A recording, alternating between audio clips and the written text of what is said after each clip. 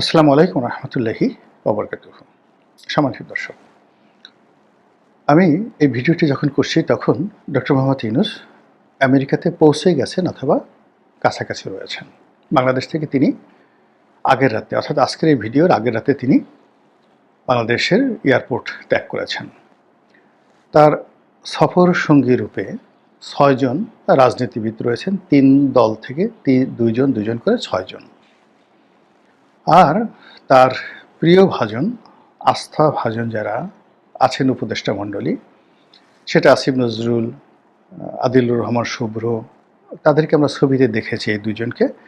নিঃসন্দেহে তার অন্যান্য যারা আপনজন আছেন সবাই তার সঙ্গে এই মুহূর্তে আমেরিকাতে আছেন। তো তার আমেরিকা গমন এবং ফেরত আসা নিয়ে আর একটা ভিডিও করব, সেটা আপনারা হয়তো এই ভিডিওর আগেই দেখতে পাবেন। কিন্তু এখন যেটা বলতে চাচ্ছি যে তার অবর্তমানে বাংলাদেশে যারা আছেন, ডক্টর মোহাম্মদ ইউনূসের আপনজন সঙ্গী সাথীগণ, তাদের মধ্যে একটা চরম অনিশ্চয়তা, চরম ভয় এবং চরম অস্বস্তি বিরাজ করছে। এবং ডক্টর মোহাম্মদ ইউনূস তার সঙ্গী সাথীদের মধ্যে বিএনপির মধ্যে যেভাবে খুব একটা গ্রুপ আছেন যারা ডক্টর মোহাম্মদ ইউনূসকে খুব পছন্দ করেন এবং বেটার দ্যান এনিথিং, যে কোনো জিনিসের চাইতে বা যে কোনো ব্যক্তির চাইতে বিএনপির এক শ্রেণীর লোক ডক্টর মোহাম্মদ ইউনূসকে পছন্দ করেন, এটা অস্বীকার করার কোনো উপায় নেই। যেভাবে শেখ হাসিনার জমানাতে ১৫ বছর ধরে বিএনপির একটা বিরাট সংখ্যক লোক আওয়ামী লীগের সঙ্গে যোগাযোগ রক্ষা করতেন এবং শেখ হাসিনার সঙ্গে তাদের একেবারে 1-to-1 রিলেশন ছিল, ইট ইজ ওপেন সিক্রেট। এবং শেখ হাসিনার যারা অলিগার, যেমন এস আলম, সালমান এফ রহমান, এদের সবার সঙ্গেই বিএনপির একটা গ্রুপের একেবারে পারিবারিক দহরম মহরম সম্পর্ক ছিল, অনেকের সঙ্গে তো আত্মীয়তা ছিল। একইভাবে জামাতের কথা যদি ধরেন, জামাতেরও মোটামুটি গোয়েন্দা সংস্থাগুলোর সঙ্গে আওয়ামী লীগের শীর্ষ পর্যায়ের যারা নেতৃবৃন্দ, যারা এই পলিটিক্যাল পার্টিগুলো ডিল করতেন, সেটা তারেক সিদ্দিক হোক, মশিউর রহমান হোক, এস.টি. ইমাম সাহেব হোক, কিংবা ধরুন অন্যান্য যারা আছেন, তাদের সঙ্গে জামাতের শীর্ষ পর্যায়ের অনেকেরই যোগাযোগ ছিল। তারপর আর অন্যান্য যারা ছোট ছোট রাজনৈতিক দল আছে, তারাও সরকারের সঙ্গে একটা লিয়াজও রাখতেন। সেটা নুরুল হক নুরু, তারপরে শেষে জুনায়েদ সাকি, তারপরে এবি পার্টি, এখন যারা আছেন জাতীয় পার্টির কথা তো বলাই বাহুল্য, সবার সঙ্গে সরকারি গোয়েন্দা সংস্থাগুলো থেকে শুরু করে সরকারের যারা নেতাকর্মী, অনেকের সঙ্গে ব্যক্তিগত সম্পর্ক, অনেকের সঙ্গে একটা প্রাতিষ্ঠানিক সম্পর্ক ছিল।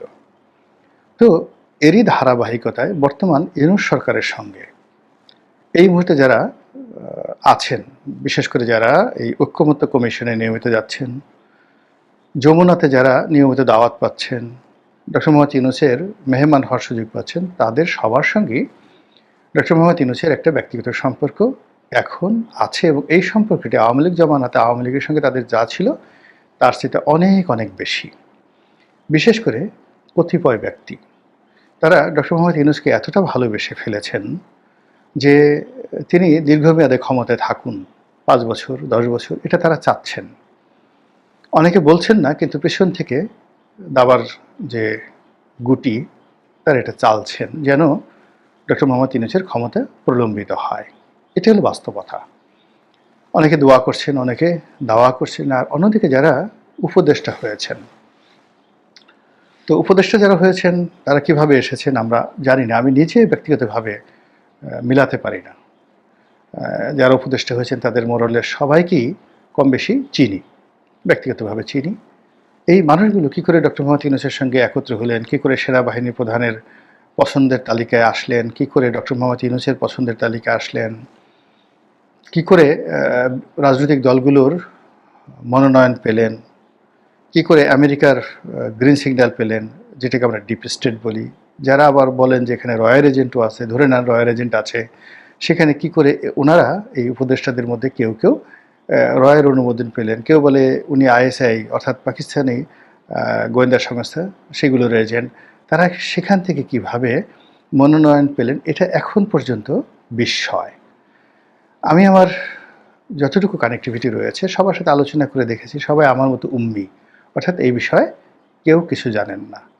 এমনকি ডক্টর মোহাম্মদ ইউনূস নিজেও একবার মুখ ফসকে বলে ফেলেছেন যে কিছু কিছু উপদেষ্টা তার পছন্দ মতো হয়েছে বটে, কিন্তু বেশিরভাগ উপদেষ্টা আমার কাছে তালিকা দেওয়া হয়েছে, আমি গ্রহণ করেছি, এর বাইরে আমি কিছু জানি না। তো এই হলো অবস্থা। তো সেই উপদেষ্টাদের মধ্যে এক গ্রুপ হয়ে গেছেন যারা ডক্টর মোহাম্মদ ইউনূসকে মনে প্রাণে ভালোবাসেন, তার সঙ্গে তাদের হৃদয়, মন এবং মস্তিষ্ক মিশে গেছে। ইউনূস সাহেবের উত্থান তাদের উত্থান, ইউনূস সাহেবের পতন তাদের জীবন শেষ। আরেকটি গ্রুপ যারা মার্কিন লবি, আরেকটা গ্রুপ পাকিস্তানি লবি, আরেকটা গ্রুপ ভারতীয় লবি, তাদের মধ্যে যথেষ্ট উত্তেজনা, হতাশা এবং দর কষাকষি এবং যাকে বলা হয় ঠেসাঠেসি, কতগুলো শব্দ রয়েছে বাংলায়, আঞ্চলিক শব্দ, যেগুলো ব্যবহার না করলে মানুষ বুঝতে পারে না। গুতোগুতি, ঠেসাঠেসি, ধাক্কাধাক্কি, এই শব্দগুলো। তো এটা আপনারা স্পষ্ট দেখতে পারবেন যে আজ থেকে 6 মাস আগে যে সকল উপদেষ্টা খুব গাল ফুলিয়ে, গলা বাড়িয়ে, মানে মোরগ যেভাবে গালের মানে গলাটা একদম সামনে নিয়ে পিছনের ঘাড়ের পশমগুলো খাড়া করে ককর ককর করে, তো এইভাবে আপনি মাস 6 আগে যাদেরকে আগ বাড়িয়ে মিডিয়ার সামনে কথা বলতে দেখতেন, কথায় কথায় ককর ককর করতেন, তারা এখন নেই। সেই জায়গাতে নতুনরা এসেছেন, আবার অনেকে মিডিয়ার সামনে কথাবার্তা বলা বন্ধ করে দিয়েছেন। অনেকের দপ্তর ঠিকই আছে, কিন্তু মধ্যে দেখা যাচ্ছে যে কিছু কিছু উপদেষ্টা গত 3-4 মাসে খুবই শক্তিশালী হয়ে পড়েছেন, মানে ওখানে একটা রসায়ন হচ্ছে। দ্বিতীয়ত হলো আমেরিকার যেভাবে একটা ডিপ স্টেট আছে, ডক্টর মোহাম্মদ ইউনূসেরও কিন্তু একটা ডিপ স্টেট আছে। তার কিছু লোক পর্দার আড়ালে থেকে গুরুত্বপূর্ণ কাজ করছে। যেমন ধরুন ডক্টর খলিলুর রহমান, খোদাবক্স চৌধুরী, তারপরে একজন স্বাস্থ্য উপদেষ্টা আছেন, মানে ওই ভদ্রমহিলা নয়, বিশেষ সহকারী স্বাস্থ্য মন্ত্রণালয়ের পিজির ভাইস চ্যান্সেলর হিসেবে তিনি নিয়োগ লাভ করেছিলেন। তো এই ভদ্রলোক আছেন। তো এরকম কয়েকজন আছেন যারা ডক্টর মোহাম্মদ ইউনূসের রাইট হ্যান্ড লেফট হ্যান্ড রূপে রাত দিন তার স্বার্থ সংরক্ষণের জন্য প্রাণান্ত চেষ্টা করছেন, এবং সেই সমস্ত লোক প্রায় সকলের সঙ্গেই সংশ্লিষ্ট উপদেষ্টার যে একটা শীতল সম্পর্ক এটা আছে, এবং সেই সম্পর্কটা ক্ষেত্র বিশেষে দাকুমড়ার সম্পর্ক পর্যন্ত হয়ে গেছে। তো এটা উপদেষ্টা মণ্ডলীদের মধ্যে যথেষ্ট হতাশা তৈরি করে ফেলেছে। এরপরের ধাপটা যদি আপনি চিন্তা করেন, প্রশাসন এবং জুডিশিয়ারি, সচিবালয় এবং জুডিশিয়ারি, এখানে অনেকগুলো নিয়োগ, যেমন বিচারপতি নিয়োগ পেয়েছেন হাইকোর্টে, নিম্ন আদালতে বিচারকদের যে নিয়োগ বদলি, এগুলো নিয়ে প্রায় প্রতিদিনই সচিবালয়ে লঙ্কাকাণ্ড হচ্ছে। বড় বড় পদকে কেন্দ্র করে কোটি কোটি টাকা, এমনকি 100 কোটি টাকার লেনদেন হচ্ছে। এক একটা ডিসিতে নাকি 30-32 কোটি টাকা লেনদেন হচ্ছে। এই সমস্ত খবর আমরা শুনছি প্রকাশ্যে। একজন সচিব মানে পদে নিয়োগ লাভ করার জন্য 100 কোটি টাকার উপরে লেনদেন, এগুলো মানে চেক ঠেক সহ যেভাবে সোশ্যাল মাধ্যমে চলে আসছে, এর সঙ্গে যারা যারা জড়িত, একজন তো এই কাজগুলো করতে পারেন, এর সঙ্গে যারা যারা জড়িত তারা সবাই এখন রীতিমতো পরস্পরের শত্রু হয়ে পড়েছেন।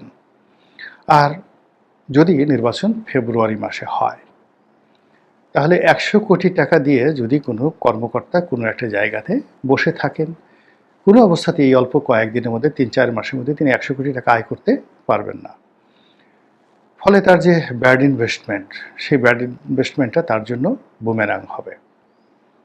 এজন্য সব রকম কলা কৌশল দিয়ে তারা চেষ্টা করবেন ডক্টর মোহাম্মদ ইউনূসের ক্ষমতাকে প্রলম্বিত করার জন্য। তো এই সকল বিষয় নিয়ে ডক্টর মোহাম্মদ ইউনূসের যারা শুভানুধ্যায়ী রয়েছেন রাজনীতিবিদ, আমলা কামলা, তারা সকলেই ভীষণ রকম টেনশন রয়েছেন। সকলের মধ্যে হতাশা, সকলের মধ্যে ক্ষোভ, সকলের মধ্যে বেদনা। আর এই কারণে যেটা হচ্ছে, ডক্টর মোহাম্মদ ইউনূস নিজেও কনফিউজড। তিনি বুঝতে পারছেন না তিনি কাকে বিশ্বাস করবেন, তিনি কাকে ভালোবাসবেন, কার প্রতি নির্ভর করবেন, কে তাকে আগামী দিনে উদ্ধার করবে, কে তার হাতকে শক্তিশালী করবে, কার দ্বারা দেশ জাতির কল্যাণ হবে, তার নিজের কল্যাণ হবে, এই জিনিসগুলো তিনি বুঝতে পারছেন না। যেভাবে শেষের দিকে বেগম খালেদা জিয়া বুঝতে পারেননি, যেভাবে হোসেন মোহাম্মদ এরশাদ তার শেষ মাস, ক্ষমতার শেষ 6 মাসে বুঝতে পারেননি, শেখ হাসিনাও তার ক্ষমতার শেষ 6 মাসে কিচ্ছু বুঝতে পারেননি। একইভাবে এখনও ডক্টর মোহাম্মদ ইউনূস বুঝতে পারছেন না কি হচ্ছে, কি হবে, কি করা উচিত, কাকে বিশ্বাস করবো ইত্যাদি। আর এটা যখনই তিনি বুঝতে পেরেছেন তখন তার চোখে মুখে যে অবিশ্বাস, যে সন্দেহ, যে হতাশা ফুটে উঠছে তা দেখে তার যারা আপনজন তাদের রীতিমতো হৃদয়ে, মনে এবং মানসিকতায় একেবারে করোনার আক্রমণের মতো মহামারী শুরু হয়ে গেছে। মহান আল্লাহ আমাদের সবাইকে হেদায়েত দান করুন এবং হেফাজত করুন। আসসালামু আলাইকুম ওয়া রাহমাতুল্লাহি ওয়া বারাকাতুহু।